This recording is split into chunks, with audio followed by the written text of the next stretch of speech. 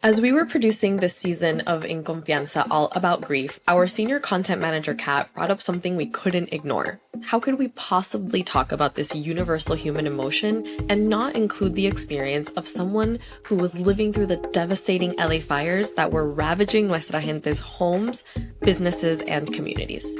We started 2025 seeing the horrific images of wildfires that would not cease for over a month. And along with the heartbreaking images, our hearts broke seeing so many families, especially Latino and Black families, lose it all to nature's wrath. Among those who suffered from these fires was my friend Deisy, who vulnerably and powerfully shared what she was living in real time and even asked for help via her social feeds throughout January of this year. I'm Liz Rebecca, and today we talk to Deisy Suarez, a small business owner based in Los Angeles as she navigates the grief of the aftermath of the LA fires. This is In Confianza. Bueno, queridísima, bienvenida. I'm very happy to be chatting with you. Welcome to In Confianza. Our first question for all of our guests is if you're willing to share what was the last thing you talked about with someone in confianza. So I was coming down. There was a couple that was actually coming down from the hills, and they were very old, and they were carrying their little belongings in their bag, I mean, in their hands. And I felt terrible. And I told my husband as we escaping, because the fire was fully blowing. It was pretty much, you know, um, burning through the entire neighborhood. And I tell my husband, we have to help these people. They cannot come down the hill. They're very old. Like, this woman can barely even walk. And my husband said, we have to really go, Daisy. We can really, well, we're going to put them in the car. We got to go. We cannot help them. And I just felt terrible that that I was not able to, that I, not that I was not able, because I think I was able to, but that I let my husband's fear and desperation to get out influence me on not helping that couple. Hi, Daisy. I'm so sorry. Yeah. You've gone through so much, so much in this last month. We're about at the month mark as we record this conversation. I'm gonna ask you to tell me those details and to share as much as you're comfortable sharing. But before we talk about the fires, I wanna just talk a bit about LA and like set our audience in the scene of that amazing city. Are you from LA originally? I would say yes. Part of my heart is here. I've been here for almost 20 years. So next year in 2026 is going to be my 20-year anniversary. But I was born in the Dominican Republic. I immigrated to the US with my family in 1987, and I was in New York. So I lived in New York for a good 19 years, and then I've been in LA. What made you want to move to Altadena specifically when you bought a home there? I just fell in love with the neighborhood. It was just so beautiful.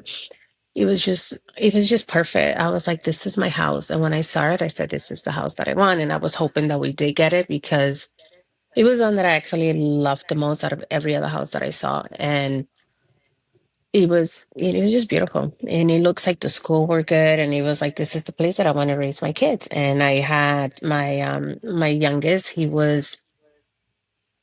he just turned one. So, I wanted him to learn how to walk there. I wanted him to have his first memories there. What are some of those favorite memories that you have in that home? We bought my brother bought my kids a little Range Rover, those little kids Range Rover, and trying to chase my little boy with the other one. My other oldest one is 3.5, and the other one is 2. So he's remote controlling the 2-year-old in the car. Made him crash, and I didn't even know this was happening. And I'm just looking out the window, and he crashed into a tree, and then like he Like, backed it up, and he crashed into the car, and I was like, oh my gosh, it was just like a disaster. But there's just some of my memories that I have, and having a did they party. have a lot of kids in the neighborhood that were friends with them? Yeah, the next door neighbor. She had 3 daughters, same age as my kids, except for the oldest. So 2 of her youngest were exactly same age as my 2 kids, and then the oldest was like about 2 years older. It feels like and sounds like Daisy, this was like the perfect place to live and to raise a family. Yeah, pretty much. Pretty much. A lot of the people that live there, they do care about their community and they did care about their kids. And we were all like middle class people that were moving in there. Oh, there were also some of those that lived there for many years, but then I think the new community that was also coming in there that was kind of like, taking Pasadena, I mean, Altadena as their new home, wanted to improve the community, wanted to make it a beautiful community. So there was a lot of new changes that was happening within the community that I saw. Qué bello, Daisy. Amo eso, me encanta.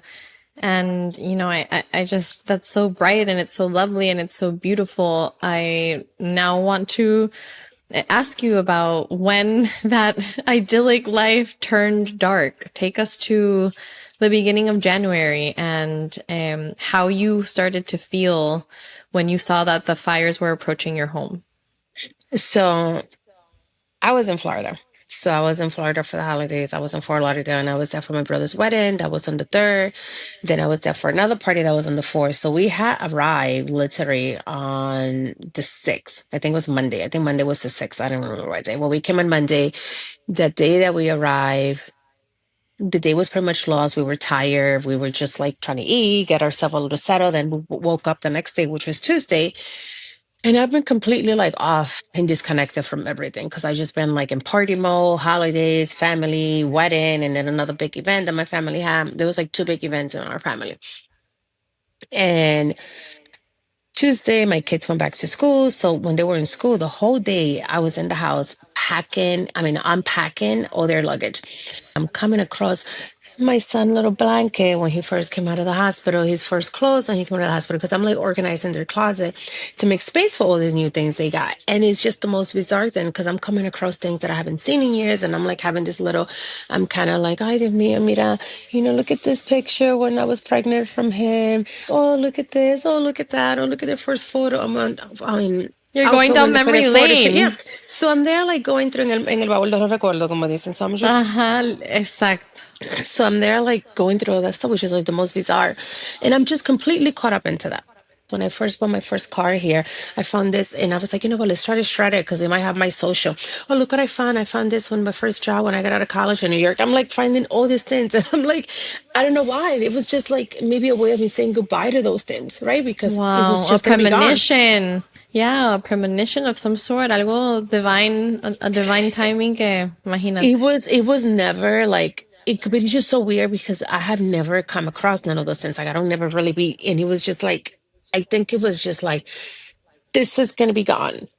I took my kids to karate because I had to do karate. We still have power in our house. We never got any sort of like notification that, about anything because I never really knew. So around 8 o'clock, one of my message sent me a message, Daisy, I'm very worried about you. There is fire in Altadena. Are you okay? And I was like, oh, there is? Because I didn't even know there was a fire. And then when I get out and I look out the window, I see a fire. And that's how I found out it was a fire. I didn't know it was fire. I had no idea. I was completely sorry. Like, this gets me a little bit emotional. And I start like tearing and all that stuff. And then my nose obviously get all stuffy. Um, and that's how I find out. And right at that moment, I'm like, I was in shock because it's like, oh my gosh, what's going on? Like, I just didn't know there was like a fire happening. And Were I you tell my, scared? I at the beginning I wasn't because my husband was like, oh, it's okay. There's always fire. It's too far. If it's something dangerous, they will tell us to leave, or they haven't said for us to leave, so we should be fine. And I was like, oh, okay. He's like, I seen fires all the time, blah blah blah. So, but then as I kept looking, an hour, in the whole hour that I'm monitoring, I'm seeing that the fire is getting close and it looks more bad. And I'm like, okay. And then that's when I tell my husband, I don't really care about any freaking fire you have seen in the past. This does not look good. And we need to start packing. And that's when I kind of got into more like, we have to do something because I don't care what you're Reality saying check. right now. Yeah, I'm like, you need to like calm down. Like you need to like shut up. I don't need to because we need to see the reality here that there's a fire happening. So him trying to like downplay that it was not an emergency was not an option anymore for me. I was like, Yeah. that's not even we have two kids here. So no. I packed like just a luggage for us for 3 days of clothes. I was still in my PJ and my husband was still completely in denial about the sense of emergency or danger. He was completely like, nope, there's everything's okay. and then it was burning. Mm-hmm. This is like another problem that I have in my life. Mm-hmm. And make the light and the power went off. And I feel like that's just a way of my husband maybe coping with the emergency Of situation. He just course. deals with things differently. When the power Mm-hmm. went off, that's when I was like, he got like some flashlights, and we packed a little bit more. I grabbed a little bit more of my expensive things. I said, look, grab more of these items, grab that, but it wasn't really too much because I was getting messages from people telling me that all the hotels were full and there were no hotels. And because I lived through September 11, Oh wow, and Daisy. Of course you were yeah, in New York. yeah, and I was in Manhattan. So when September 11 was, I still have, that's another one that I still got PTSD. And because I saw when the second plane hit, I saw it from my job, like through the window. We were like by the Hudson River, right next to the CNN building. It was our building, the GHI building. And we can see everything down there. And the Twin Towers came up in the sky. They were like the highest tower in the whole city. So you can see them. And when I saw that second building hit, I thought I was gonna like collapse. I thought my life was ending. And then when we found out that we were being under attack and it was all this stuff and it was bomb threat here, bomb threat there, and all the transportation stops. So all that gave me a lot of flashbacks. So I'm thinking like we might have to be stuck in the car. We might have to sleep in the car. So I started packing pillows, blankets, because I don't even know. I'm like, I don't know what's happening. I'm Right. like, and there's You were fires popping. disoriented, it sounds. You were And there's disoriented and And there's fires coming up everywhere. And I'm like, we gotta take pillows. So I'm thinking that we might have to sleep in the car. So I didn't want to like load it with a lot of our items because we might have to, that might be our room for the night. So I didn't, I didn't really know what to think of it. So we started packing more of our things. And then my husband and my kids, they were tired. They wanted to go to sleep. I didn't want them to go to sleep, but we were still jet lagged from that trip that I mentioned to you. So I let them go to sleep. And then around 1:40, I woke them up because I stay up and I said, we got to get out of here. We got to get out. The fire's coming. It was just literally like few houses from us. I'm like, we can be here. Like this is not safe. And that's when I woke them up and took them out of there. And I know we were out of the neighborhood around 2:30, but I know the house next. this is on January 9th, Daisy.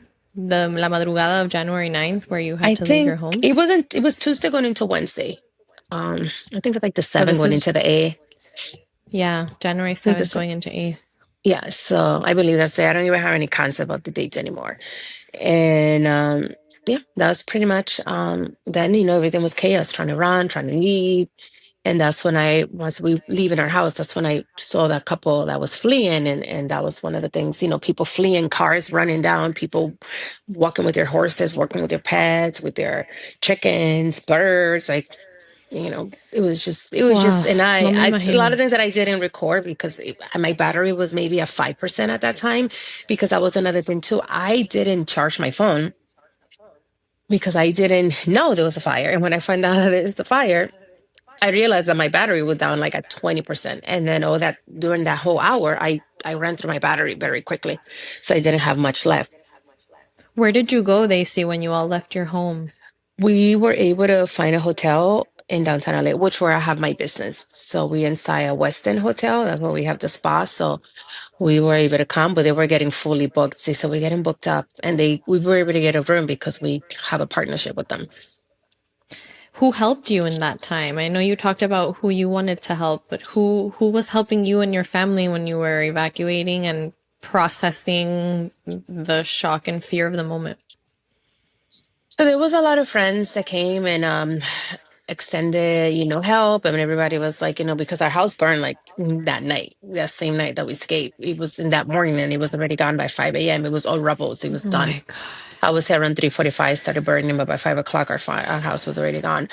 Um, a lot of friends came and, but I honestly didn't want to speak to nobody, didn't want to really, all I wanted to do was just like hide under the covers and just cry and just disappear. I felt like part of my identity, part of who I am, part of me, part of my essence was completely gone with the house. It's like, it's a different type of pain. It's a pain that you don't understand. And it's a pain that it hurts a lot. And it's just a feeling of like, hey, like I had my father die. I have dogs that I love die.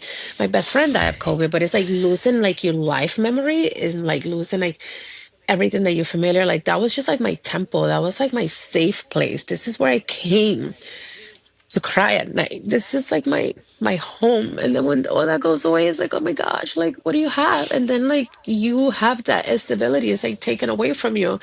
And people say like, oh, it's just things, it's just things, you can get it. And people that were telling me those things, I didn't even want to talk to them. I'm like, I don't want those Of people to talk course. to me. I'm like, I think that's the most insensitive thing you can say to somebody. I'm like, that's like the worst thing you can say to somebody. That's like just so insensitive. And I'm like, I don't want to speak to those people. And I just didn't want it because that was all I was getting from a lot of people. But it was Yeah. people did want to give help, but then they were just didn't really understand what it was. And not only that, it's just like Right. those are my kids' home. Those are like the community, like their friends, and there's a lot of kids. Like if I show you the videos that I'm getting from my kids' little friends in tears, crying because they cannot see their friends because they're gonna have play date. It's just sad to see Heartbreaking. it. Yeah, and you have to like live through that. It's just like you want to like have to. You don't want your kids to suffer, right? And you don't Yeah. want to see any kids suffering, but it has been life altering, not only for me but for a whole community. Of course, Daisy, of course. My heart is breaking with you as you recount this story. Te abrazo because I can't imagine the grief and the heartbreak. You said it best on your social media as you've been sharing everything the last several weeks and months since this has happened. That word has been so powerful. You have shared that what has happened is heartbreaking, and te abrazo because there is just nothing that I could imagine would make you feel better, but to have compañía and to have empathy in this moment, and to know that you are loved and cared for, and I hope that you found that with your in real life family and friends. But I wanted to ask you if sharing the process in social media and in the local news, like you were doing in the aftermath in real time, did that also help you grieve? Because I was, of course, pendiente of you, and I'm sure so many others were. But seeing you share in real time, was that helpful for you to help you process everything? Yeah, it was more like I felt that I also it was healing, and I think my youngest son too. I think he felt and he found a lot of healing and being able to speak and talk about it, and like Yeah. he wanted to like tell. Even when we moved to the hotel that we were here for like a week, everybody that he encountered, everybody that he saw in the elevators, and because we run away with our dogs, we had two little dogs. He we're like, everybody were engaged. Oh, those cute dogs. It's like, yeah, we're here because our house burned. Yeah, it's so sad. And I lost this. And he wanted to speak and he wanted to tell.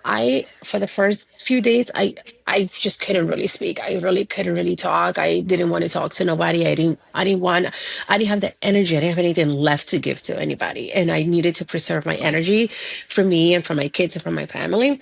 And my phone was completely overwhelmed. So I'm like, I can't really speak to people right now. And some of my friends, obviously because of my business, I have a lot of, my gosh, I'm sorry, Liz.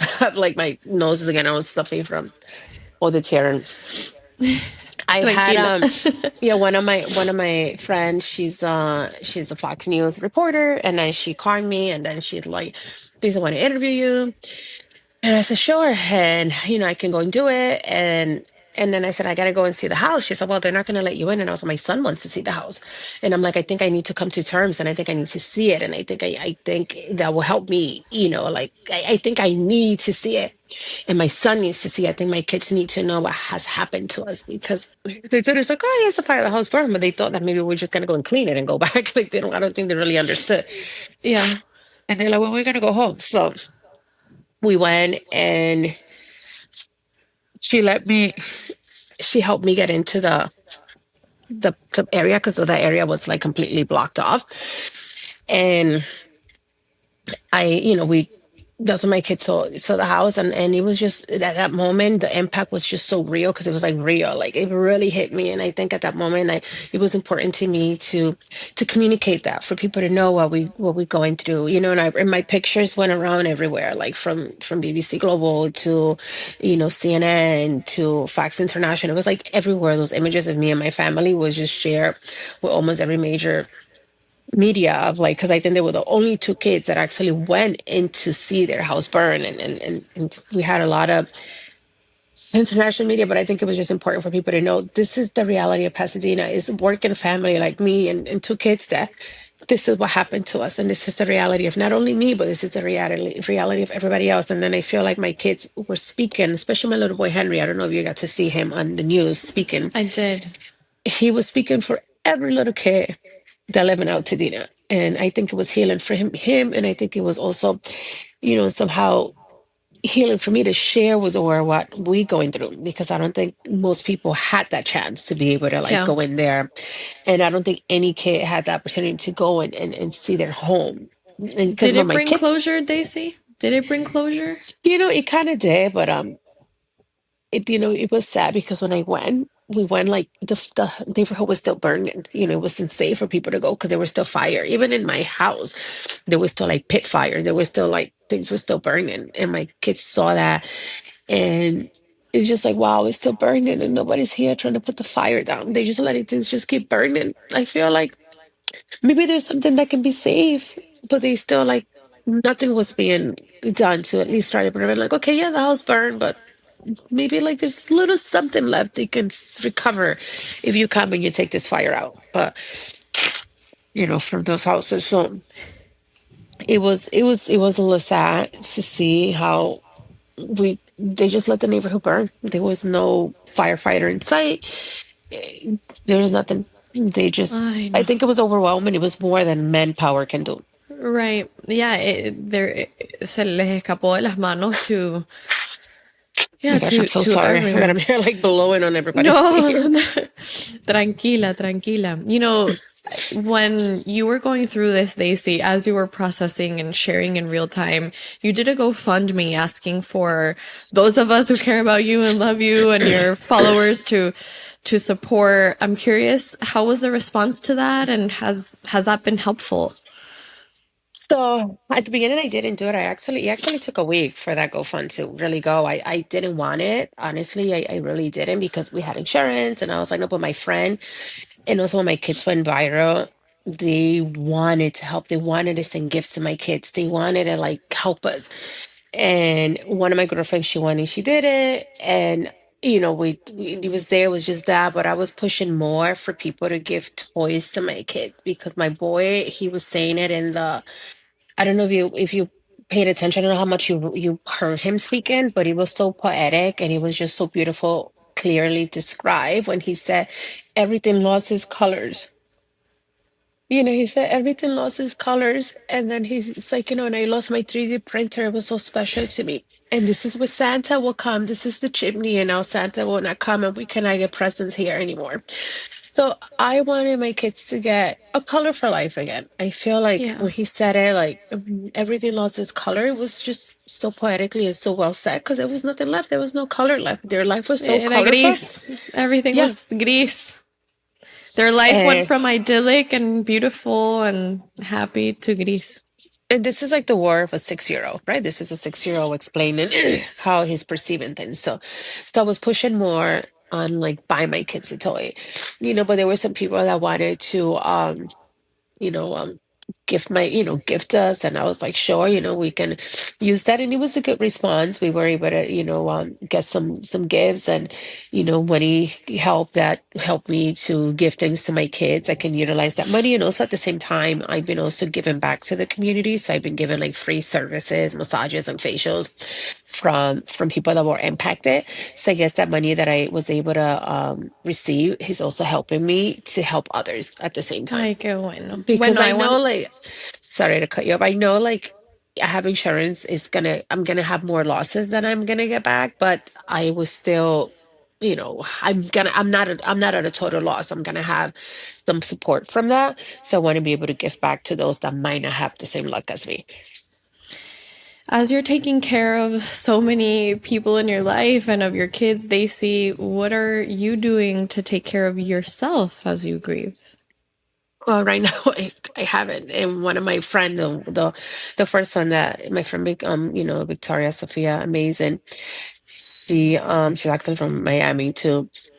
She was the first one to donate, and she gave me $1,000. She sent me like this money, and then she came with her partner has clothing company, and they went and they opened their warehouses and brought me boxes of clothes, which is more than I can wear. Bellos. We have to kind of like he did it for Forever 21 for a lot of big company. He's in a manufacturing company, and she just connected me with somebody to try to do like hypnotherapy. I have not ever done it, but I am having problems sleeping. I am getting into, I guess, a little bit of depression is making me want to drink at night so that I can go to sleep. So I need to try to do something more healthy and not inherit or start creating bad habits because I feel like I haven't been doing enough for me. So I thank her for recommending that.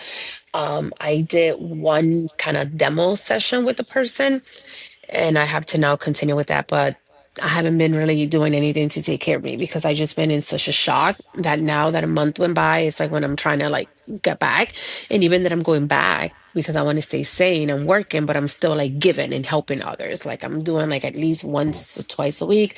I'm giving free services. I'm personally doing those services on those people, and I think you seeing them on my social media where like I'm getting people that burn their home and I'm giving them like services. I hope that you can find space to prioritize yourself more, Daisy. De verdad que te lo deseo como amiga y de corazón because I want to see you well and I care about your well-being. I know how much you have on your plate. So my deepest hope for you es que in all of this aftermath, you can find that space to spend those 1,000 on yourself. You mentioned that, it's been a month and a half by the time this episode goes live, a month and a half since the fires and since you had to leave your neighborhood and your home. Aside from processing the shock, how else do you feel right now? I just feel confused. I just feel wondering like there's a lot of guilt obviously because of what I mentioned to you and feeling like I could have grabbed more things, I have more time, I should have done this, I should have done that, and I feel overwhelmed. I feel overwhelmed because there's a lot of things that you have to do. It's like starting a life all over again. It's like with nothing. It's like starting and having to build. And when you have two kids, when you have businesses and you have people that rely on you, so for work, and it's just completely overwhelming because I am completely overwhelmed right now, and it's just like a big weight on me, and I'm just trying to like get this weight off me.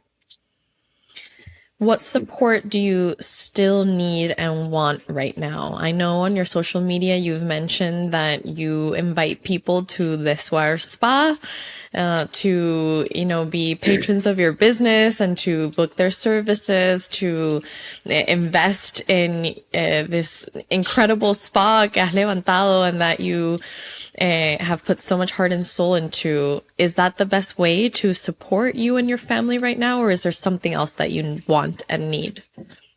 Right now, I feel that if my business is going, it will be one less of a problem that I have because it has been a big part of my life. My business, and I ran my business from home too. My offices were there. So I feel that it will be a big help for me, just making sure that my business is stable, my business is going, because I can then focus on rebuilding my life. Because now when I know that my business is completely going, I don't have to worry. Like I'm here at work and I'm here trying to do this interview with you, but I'm like here running at work because I am still like, the business has been struggling since COVID. Things has changed a little bit. And also now after the fire, I think we're going to go into a little bit of a little bit of a hardship with a lot of people not spending, people holding off. There's a lot of things. There's a lot of people moving away. There's a little bit of everything.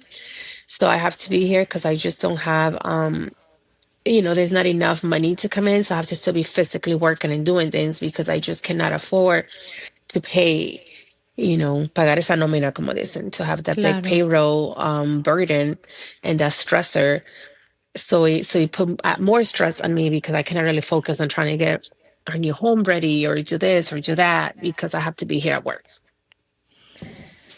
And I just cannot stay away from work because the work still hasn't been stable. So that's why I've been asking for support for my business. If my business is going, then I will be more calm, because it's already not having a business is already a stress.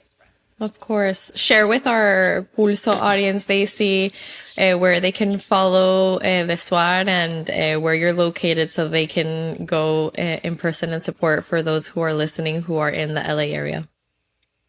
So I have 3 locations. The Suarez Spa. I wish I have a logo to show you, but everything burned.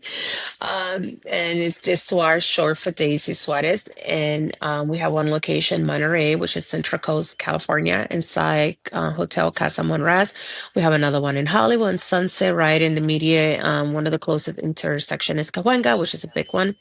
And then also in downtown LA, inside the Westin Bonaventure. So we have 3 locations.